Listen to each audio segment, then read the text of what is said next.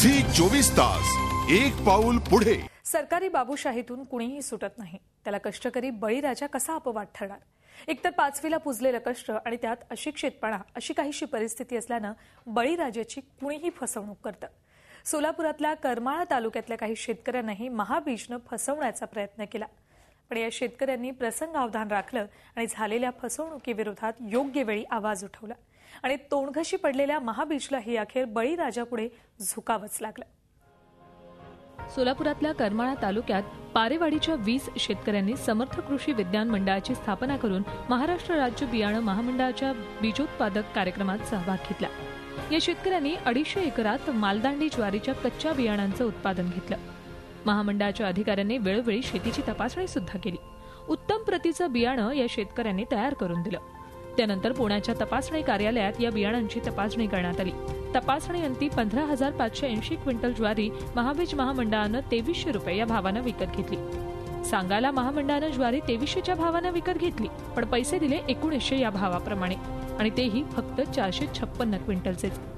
यालाही जवळपास 9 महिने उलटून गेले। वारंवार महाबीजच्या कार्यालयात खेटा घालून शेतकरी थकले, पण महामंडळ मात्र त्यांच्याकडे दुर्लक्ष करत होतं। आम्हाला पहिला हप्ता 2300 रुपये म्हणजे देतो म्हणले, आणि दुसरा हप्ता राहिलेला तर आणखीन म्हणजे काही भेटलाच नाही। आम्ही म्हणजे वारंवार त्यांना भेट दिली, त्यांनी रुपया दिला नाही। ज्वारी घेऊन जा म्हणली माघारी, आणि म्हणली त्याची परत पैसे बी दिले नाही, ज्वारी दिली नाही आम्हाला। आज 9 महिने झालं ज्वारी नेऊन, आम्हाला आजपर्यंत याचा सहित पैसे पाहिजे। कृषी मंत्री पवार साहेब यांना आम्ही एवढीच विनंती करतो की आमची ज्वारी तरी परत द्यावा, नाही तर 29,000 पेमेंट द्यावा। अखेर आपल्या हक्काच्या पैशासाठी या शेतकऱ्यांनी झी हेल्पलाईनकडे धाव घेतली। हेल्पलाईनच्या टीमला ही समस्या कळताच आम्ही महाबीजच्या अधिकाऱ्यांना गाठलं। सुरुवातीला त्यांनी टोलवाटोलवीच केली। इतकंच नाही तर बियाणांमध्ये भेसळ आहे म्हणून पैसे दिले नाही असंही ते म्हणाले।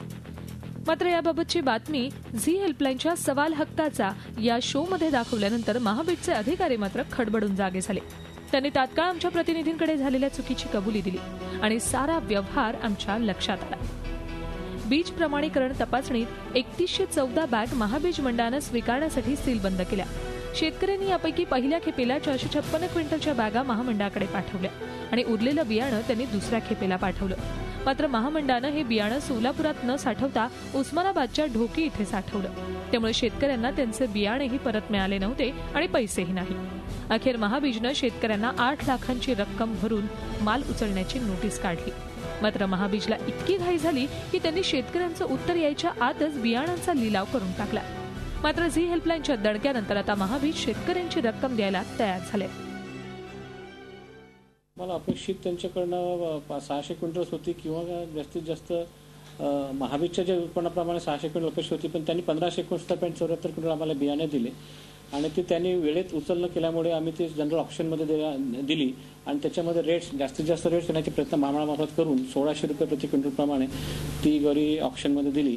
आणि आतापर्यंत कृषी विज्ञान मंडळाने 14,98,566 रुपये 18 जानेवारी 2013 तारखेला त्यांनी उचल केलेली आहे आणि उर्वरित 1,09,838 रुपयाचा धनादेश त्यांनी आज आम्ही सुपूर्द करणार आहोत।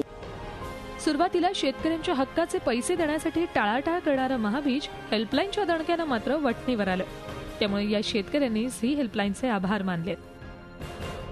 जी 24 तासनी आम्हाला जी आमच्यावर जी उपकार केले शेतकऱ्यांवर, त्यांचा आम्ही आभारी आहोत आणि आम्ही त्यांच्या पाठीमागे राहून आम्ही पण स्वतः शेतकऱ्यांनी आंदोलन करण्याचं महाबीजवर ठरवलंय।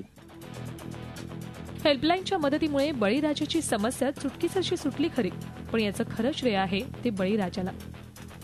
कष्टकरी आणि अशिक्षित म्हणून उपेक्षित राहिलेल्या या वर्गातही आता जागरूक शेतकरी तयार होत आहेत, अन्यायाविरोधात लढतायत। हे या निमित्तानं महाबीजच्या बाबूंच्या आता कायमच लक्षात राहील। झी हेल्पलाईनसाठी सोलापूरहून संजय पवारसह ब्युरो रिपोर्ट, मुंबई। झी 24 तास एक पाऊल पुढे।